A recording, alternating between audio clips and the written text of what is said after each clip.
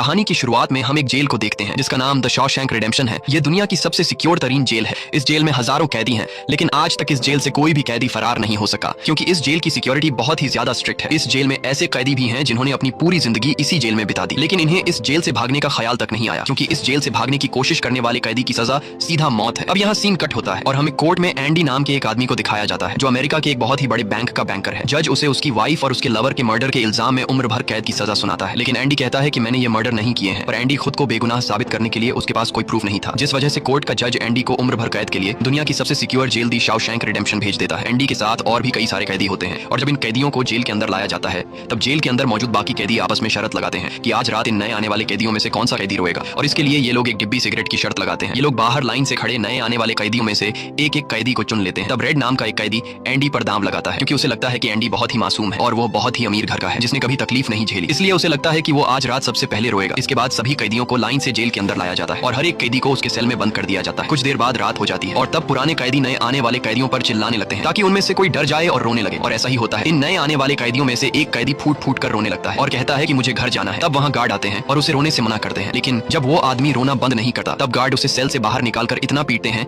कि वह बेहोश हो जाता है। दूसरी तरफ रेड एंडी पर लगाया हुआ दांव हार जाता है और रेड समझ जाता है कि एंडी बहुत ही स्ट्रांग है, क्योंकि इतना डराने के बावजूद उसने एक आवाज तक नहीं की। इसलिए अगले दिन रेड अपने साथी को सिगरेट का एक डिब्बा दे देता है, क्योंकि रेड एंडी पर लगाया हुआ दांव हार चुका था। तभी हम एंडी को देखते हैं जो अकेला चुपचाप ब्रेकफास्ट कर रहा होता है। तब एंडी की मुलाकात जेल के सबसे पुराने कैदी ब्रुक्स से होती है। ब्रुक्स को यहाँ इस जेल में लगभग 50 साल पूरे होने वाले हैं। एंडी समझदारी से ब्रुक्स से इस जेल के सभी छोटे बड़े रूल्स और हर एक कैदी के बारे में जानने की कोशिश करता है। तब ब्रुक्स एंडी को जेल का हर एक सीक्रेट बता देता है और वो एंडी से कहता है कि अगर तुम्हें जेल के बाहर से कुछ मंगवाना हो तो रेड नाम के कैदी के पास जाना। ये सुनते ही एंडी भी इंतजार नहीं करता और वह सीधा रेड के पास पहुंच जाता है और रेड से कहता है कि मैंने सुना है तुम बाहर से किसी भी चीज को अंदर मंगवा सकते हो। तब रेड कहता है हाँ मैं मंगवा सकता हूँ, लेकिन ऐसी चीज जो यहाँ से भागने या फिर किसी को मारने में काम ना आती हो। एंडी रेड से कहता है कि मुझे हैमर यानी एक हथौड़ा चाहिए। हथौड़े का नाम सुनते ही रेड कहता है कि तुम्हें हथौड़ा ही क्यों चाहिए, क्या तुम हथौड़े से किसी को मारने वाले तो नहीं हो? तब एंडी कहता है नहीं, मैं किसी को मारने वाला नहीं हूँ, मेरा यहाँ कोई भी दुश्मन नहीं है। ये सुनकर रेड कहता है कि तुम्हारा यहाँ दुश्मन तो नहीं है, लेकिन जल्द ही कुछ लोग तुम्हारे दुश्मन बनने वाले हैं। वो कुछ लोगों की तरफ इशारा करके